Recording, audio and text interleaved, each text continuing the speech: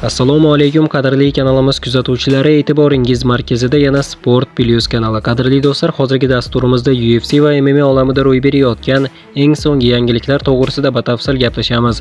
Videoni boshlashdan oldin kanalga yangi bo'lsangiz obuna bo'lishni hamda like bosib qo'yishni unutmang. UFC Ilya Topuryani kamardan mahrum qilmoqchi bo'lgan ekan. Bu haqida menejer Ali Abdulaziz fikr bildirdi. Justin Gaethje Arman Tsarukyan bilan jang qilishi kerak edi. Raqamlarni bilmayman, ammo Ilyaning jamoasi yanada ko'proq pul ishlab olmoqchi edi. Buni tushunaman, lekin bu rost. Agar Topurya jangga rozi bo'lmaganida UFC uni kamardan mahrum qilish variantini ko'rib chiqayotgandi deya fikr bildirgan Ali Abdulaziz. Bu paytda bo'lsa ikkita vazn toifasida sobiq UFC chempioni Conor McGregor janglarga qaytishi haqidagi xabarlarga munosabat bildirdi. Irlandiyalik UFC sobiq chempioni Conor McGregor oktagonga qaytishi tasdiqlandi. Mishmishlar rost. Men qaytyapman, pulni to'lab yo'qolinglar, tez orada ko'rishamiz deb yozgan Conor McGregor.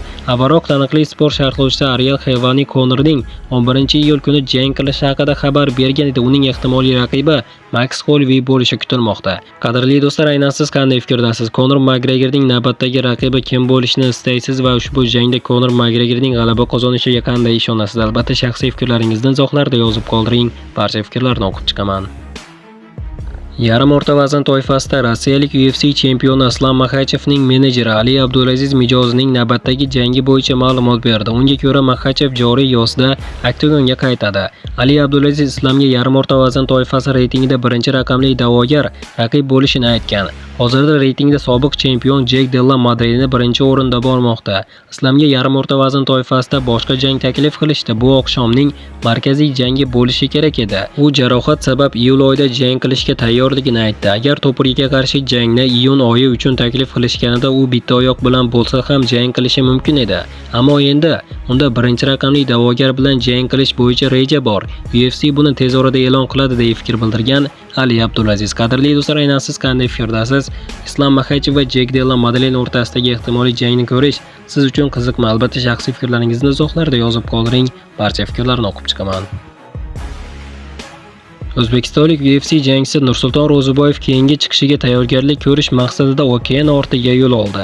Bu haqida sportchi o'zining Instagram sahifasida xabar berdi. Nursulton bilan birgalikda uning ukasi Mashrabjon ham Amerikaga jo'nab ketdi.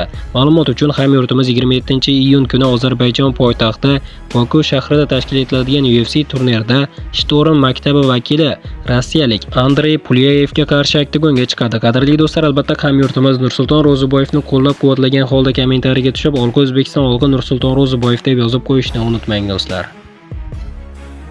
Bu paytda bo'lsa Israel Adesanya Hamza Chimayevni tanqid qildi. UFC sobiq chempioni Israel Adesanya amaldagi chempion Hamza Chimayevning kam jang qilayotganini tanqid qildi. O'rta vaznga qarang. Hamzat yuqoriga ko'tarilayotgandan juda faol edi. Hammani mag'lub etardi. Hatto bir oyda 2 marta jang qilgan. Endi esa chempion bo'lgach nima bo'ldi bilmayman. Bu viza muammosimi, jarohatlarmi? Balki yo'q, chunki unga jang tayinlangan. Oxirgi faol chempion men edim. Hamma narsani xavf ostiga qo'yib, eng kuchlilarga qarshi chiqqan jangchi. Odamlar shuni qadrlamadi.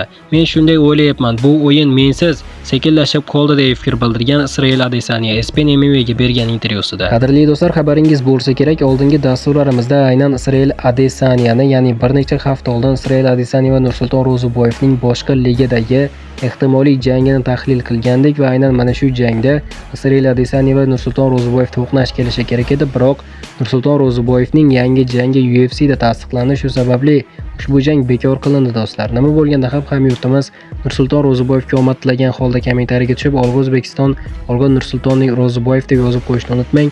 Mana do'stlar, hozirgi dasturimiz xuddi mana shu yerda o'z yakuniga yetdi. Videoni oxirigacha ko'rganlarning barchasiga kattakon rahmat.